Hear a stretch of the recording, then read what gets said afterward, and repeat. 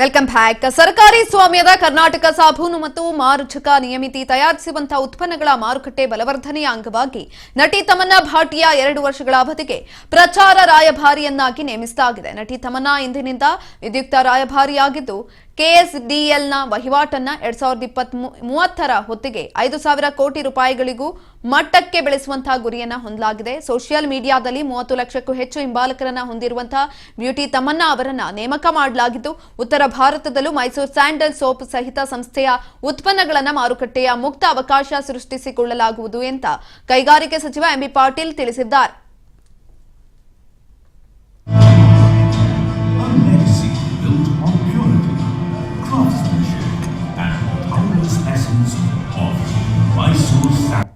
Matter of huge pride and honor to be a part of the KSDL family. What they have shown me today is so much warmth and love, and to be honest, that's what my career in the past 20 years has been all about.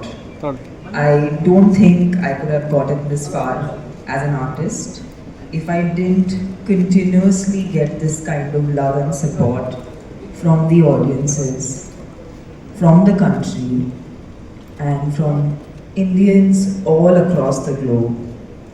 And today I feel like after 20 years of being in the film industry, it's a new chapter in my life as an artist. And I'm so excited that in this very new phase where I take on new roles, new challenges. A soap that's not just a soap, it is an emotion. It is our childhood, it is nostalgia. And I always wondered, how can something so nostalgic still be so relevant? And the only thought that crossed my mind was that when it was made with authenticity. ಇವತ್ತಿದೆ Nalvadi Krishnaraja Wadiyar ಅವರು 108ನೇ ವರ್ಷ ಹಿಂದೆ ಇದನ್ನ KSDL ಅನ್ನ Mysuru sandal ಅನ್ನ ಮಾಡಿದಂಥದ್ದು.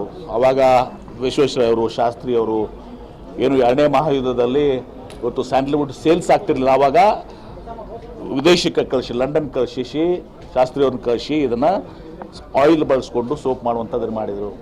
ಇದು 108 ವರ್ಷದ ಇತಿಹಾಸ ಇದೆ. ಅನೇಕ ಏಳು ಬೀಳುಗಳನ್ನು ಇದನ್ನು ಎದುರಿಸ್ಕೊಂಡು ಇವತ್ತು ಸಹ ಬಂದಿದೆ. ನಾನು ಸಚಿವನಾದ ಇದಕ್ಕೆ ಹೊಸ ರೂಪ ಕೊಡಬೇಕು ಅಂತ ಹೇಳಿ ತಿಳ್ಕೊಂಡು ಇವತ್ತು ಏನು 1300 ಕೋಟಿ ರೂಪಾಯಿ ವಹಿವಾಟು ಆಗ್ತಾ ಇತ್ತು, ಈಗ ಸುಮಾರು 1800 ಕೋಟಿ ಹೋಗಿದ್ದೀವಿ. ಸುಮಾರು 182 ಕೋಟಿ ಪ್ರಾಫಿಟ್ ಏನು ಮಾಡ್ತಿದ್ವಿ, 450 ಕೋಟಿ ಪ್ರಾಫಿಟ್ಸ್ ಮಾಡಿದ್ದೀವಿ. FMCGದಲ್ಲಿ ಕಾರ್ಪೊರೇಟ್ ಕಂಪನೀಸ್ ಜೊತೆಗೆ ಹಿಂದೂಸ್ತಾನ್ ಲಿವರ್ ಇದ್ರ ಕಡೆ ಜೊತೆಗೆ ಇವತ್ತು ನಾವು ನಂಬರ್ 1 ಆಗಿದ್ದೀವಿ. ಇವತ್ತು ದಿವಸ PSU ಆಗಿ ಇವತ್ತು ದಿವಸ ನಾವು ಈ ದೊಡ್ಡ ದೊಡ್ಡ ಕಂಪನೀಸ್ ಏನಿದ್ದಾವೆ ಅವರು ಇದರಲ್ಲಿ ಇವತ್ತು ದಿವಸ ನಾವು ನಂಬರ್ 1 ಸ್ಥಾನವನ್ನು ಗಳಿಸಿದ್ದೀವಿ. ಇವತ್ತು ತಮ್ಮನ್ನಾ ಭಾಟಿಯಾ ಅವ್ರನ್ನ ಇವತ್ತು ದಿವಸ ನಾವು ಏನು ರಾಯಭಾರಿಯಾಗಿ ಮಾಡಿದ್ದೀವಿ, ಬ್ರ್ಯಾಂಡ್ ಅಂಬಾಸಿಡರ್ ಮಾಡಿದ್ದೀವಿ. ಇದನ್ನು ಭಾಳ ಯೋಚನೆ ಮಾಡಿ ಒಂದು ಕಮಿಟಿ ಇತ್ತು. ಆ ಕಮಿಟಿಯಲ್ಲಿ ಇವತ್ತು ದಿವಸ ರಜನಿಕಾಂತ್ ಅವರು ಅದರ ಒಂದು ಅಧ್ಯಕ್ಷತೆ ವಹಿಸಿ ಒಂದು 7-8 ಹೆಸರುಗಳನ್ನ ಇವತ್ತು ದಿವಸ ಇದು ಮಾಡಿದರು. ಮಾಡಿ ಅದರಲ್ಲಿ 2-3 ನಂಬರ್ ಆಡು 3 ನಂಬರ್ ಆಡು 3 ನಂಬರ್ ಆಡು 3 ನಂಬರ್ ಆಡು 3 ನಂಬರ್ ಆಡು 3